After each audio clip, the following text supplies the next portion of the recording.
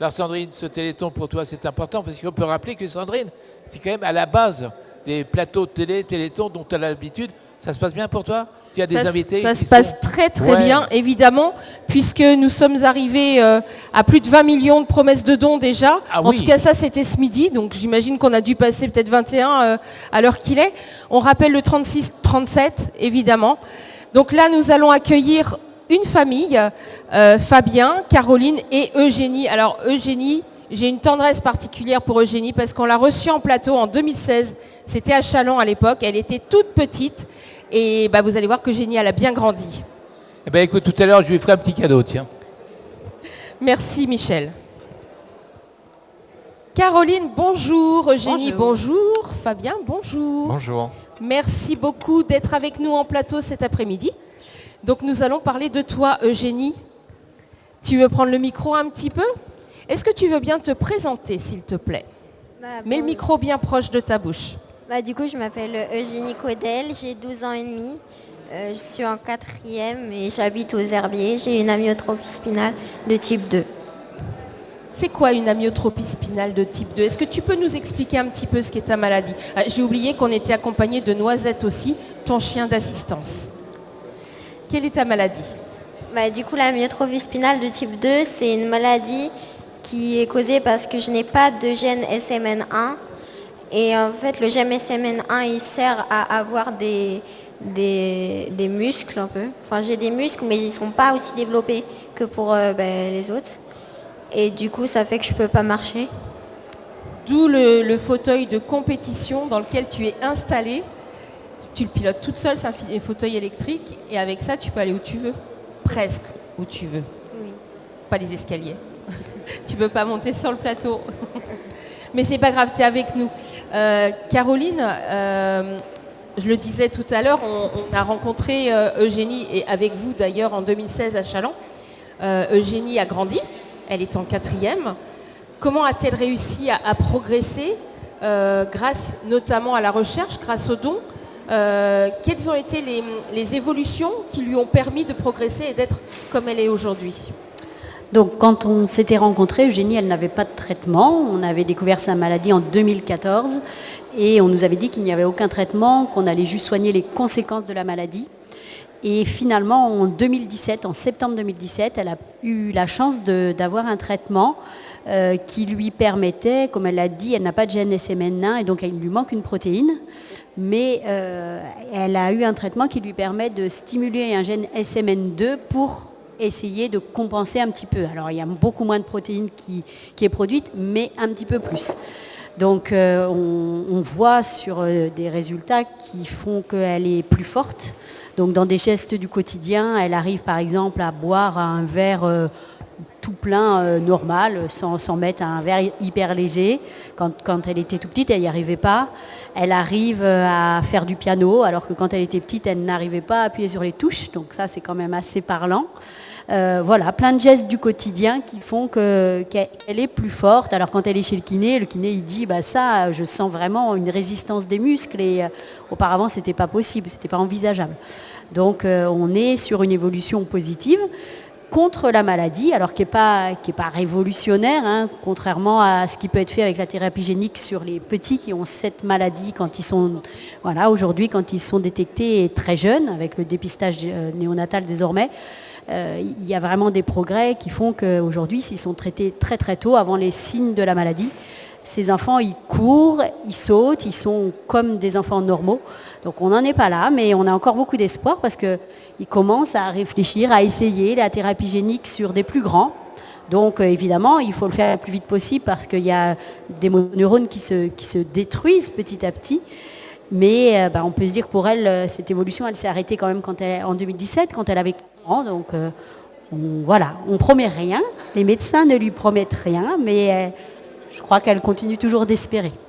Elle continue d'espérer et j'imagine qu'il y a la volonté aussi derrière de réussir à faire davantage. Est-ce que les médecins disent que tu pourras remarcher un jour ou pas? Je sais pas trop. Ils n'en parlent pas? Aujourd'hui, son neuropédiatre aujourd'hui, il ne promet pas du tout, il dit bien qu'ils ne savent pas. il ne lui met pas en tête un espoir fou, parce qu'ils ne savent pas du tout, la recherche avance tellement.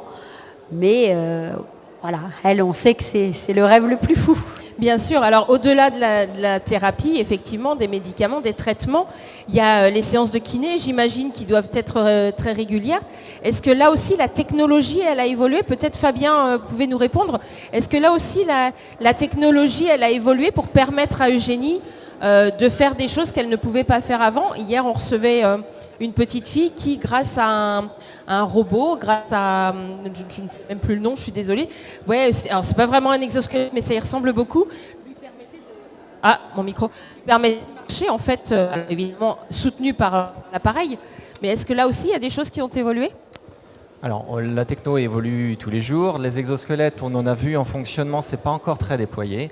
Mais il y a des dispositifs plus légers qui existent aujourd'hui, du type un petit bras mécanisé qui vient se poser sur le fauteuil et qui permet de gagner encore un peu plus en amplitude sur les mouvements du bras. Donc c'est des dispositifs qui commencent à se développer, puisqu'on en voit... Donc on parlera peut-être du basket tout à l'heure, mais on a des joueurs de basket qui sont équipés de ça pour réussir à faire des shoots au basket, par exemple. Donc ce sont des technologies qui arrivent à maturité et qui deviennent accessibles aujourd'hui pour compenser, pour aider les personnes en situation de handicap. D'accord. Donc Eugénie, papa, il parle de basket. Tu fais du sport, toi? Ah, 2 micros pour toi toute seule, tu sais donner de la tête. Oui, du coup, je fais du basking. Donc, c'est du basket inclusif. Et je fais aussi de la course à pied. La course à pied. Alors vas-y, explique-moi comment tu fais de la course à pied. C'est soit avec une joëlette, soit avec un fauteuil de course. D'accord. Et ça te plaît? Oui. Est-ce que tu peux me raconter un petit peu ton quotidien? Parce que tu vas au collège en 4e. Comment se passe ta journée type? Est-ce que tu es toujours accompagnée de Noisette? Et en quoi Noisette est importante pour toi? Oui, je suis toujours avec Noisette. Et Noisette, elle est importante parce que, par exemple, à la maison, si je fais tomber des crayons, elle peut me les rapporter, elle peut faire plein de trucs. D'accord, elle te donne les objets dont tu as besoin quand... En tout cas, elle est super sage. On la voit pas, elle est couchée à tes pieds en protection totale. Donc comment se passent tes journées? En fait, comme les journées d'une collégienne normale, quoi. Tu prends le car pour aller au collège ou non, c'est peut-être pas possible? Un taxi adapté parce que le car, il faudrait que tous les matins il y en a un qui passe adapté, ce serait trop compliqué. Oui, il faut que ce soit un moyen de transport adapté pour toi, pour ton fauteuil, parce qu'il est imposant quand même ton fauteuil. Oui. C'est un fauteuil de compétition. Justement, on a vu qu'au niveau du gouvernement, ils rendaient les fauteuils... ils allaient pouvoir rembourser à 100% les fauteuils désormais. Ça doit être un véritable soulagement pour vous? Alors c'est effectivement une simplification essentielle pour les familles parce qu'avant c'était de nombreux dossiers à faire auprès de la MDPH notamment. Donc là aujourd'hui Eugénie, alors son fauteuil de compétition commence à être un petit peu défaillant. Donc elle va le changer d'ici peu. Donc on commence mercredi prochain des essais parce que dans cette nouvelle procédure, il faut essayer 2 fauteuils pendant 8 jours, etc. Et c'est absolument essentiel parce qu'il faut qu'il convienne dans son quotidien. Donc il faut qu'elle puisse monter dans les véhicules, il faut qu'elle puisse passer toutes les petites marches qu'il peut y avoir un peu partout. Il faut qu'elle puisse, quand elle est dans les laboratoires au collège, elle se lift, c'est-à-dire qu'elle monte parce que les paillasses sont un petit peu plus hautes. Donc tester tout ça dans son quotidien. Et puis c'est vrai qu'on se dit, ça va nous simplifier la vie de juste avoir une demande à faire. Alors il y a un travail des ergothérapeutes évidemment pour justifier. Oui, bien sûr. Dans le cas d'Eugénie, comme c'est des vrais besoins qu'elle a déjà et c'est des compensations qu'elle a déjà sur la mobilité et les accessoires entre guillemets du fauteuil, ça ne va pas poser de difficultés.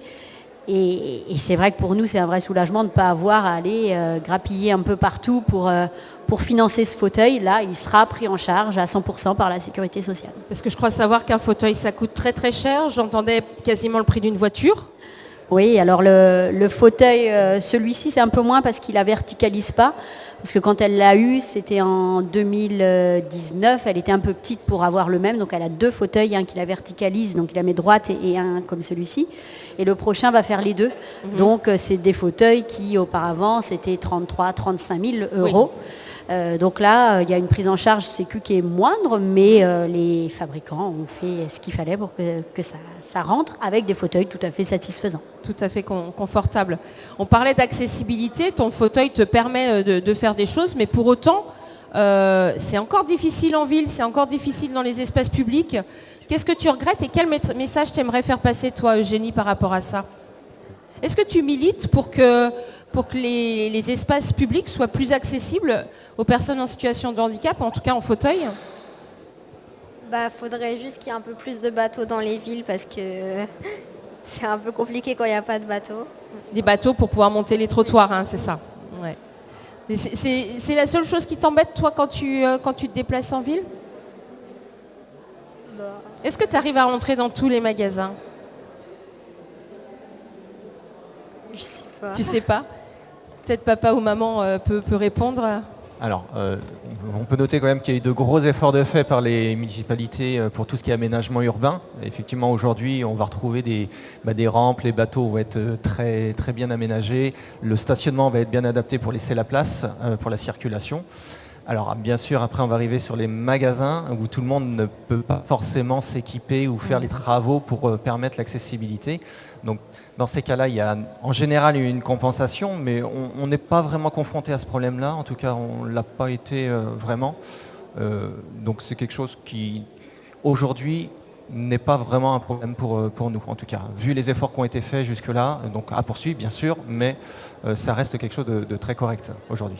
Et tous les deux, depuis que Eugénie est petite, est-ce que vous avez milité pour faire changer le regard sur le handicap du fait du handicap d'Eugénie? Alors nous, on s'est engagé dans l'AFM Téléthon, effectivement, où on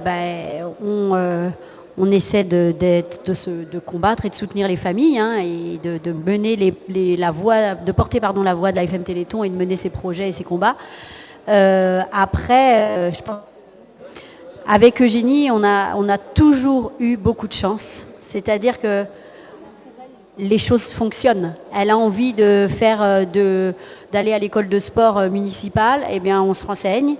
On est un peu prudent en lui disant que ce ne sera peut-être pas possible. Et puis ils l'acceptent, ils adaptent, ils font tout ce qu'il faut. Elle a envie de faire du piano, elle va à l'école de musique comme tout le monde.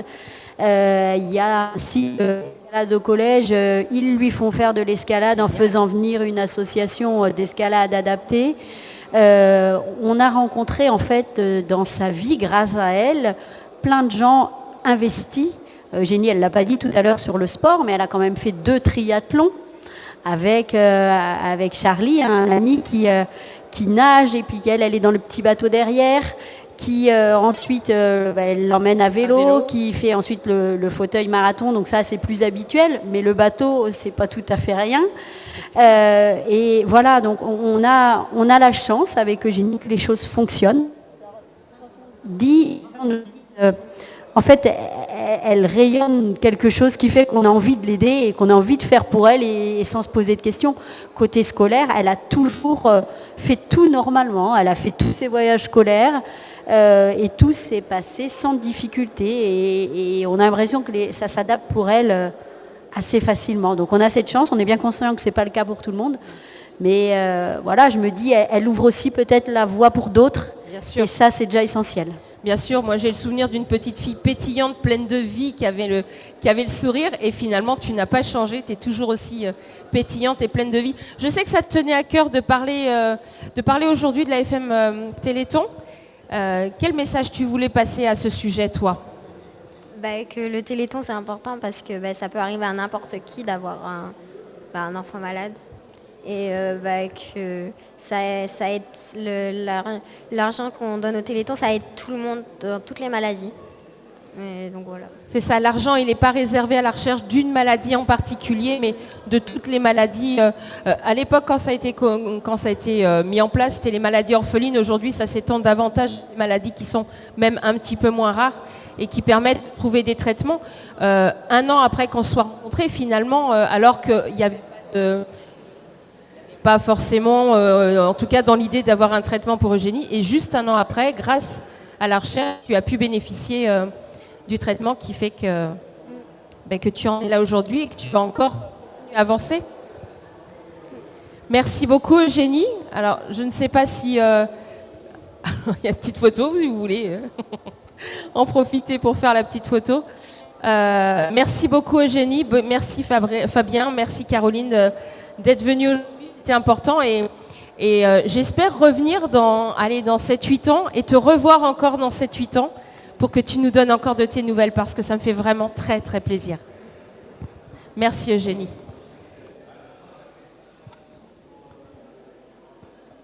Est-ce que la technique nous passe une petite vidéo?